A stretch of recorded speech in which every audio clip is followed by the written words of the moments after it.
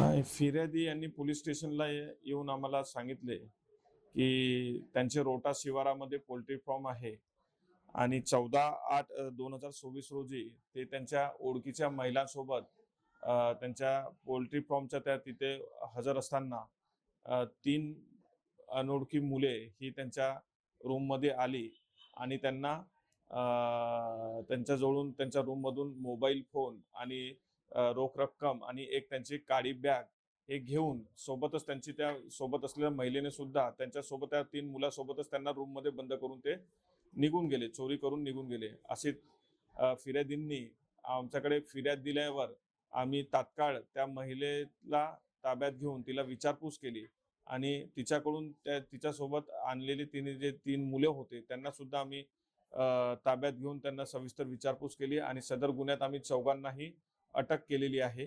त्यांच्याकडून ती जी काळी बॅग त्याच्यात फिर्यादीचे कागदपत्र होते, तसेच रोख रक्कम ₹3000 आणि मोबाईल फोन आणि त्यांनी जे गुन्ह्यात वापरलेली कार असा आम्ही मुद्देमाल जप्त करून कारवाई केलेली आहे. सदर फिर्यादींनी काही 2-3 दिवस अगोदर त्या महिलेला सांगितले होते, की बुवा मी बँकेतून ₹4,00,000 काढणार आहोत.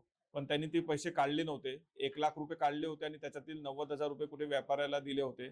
₹10,000 होते.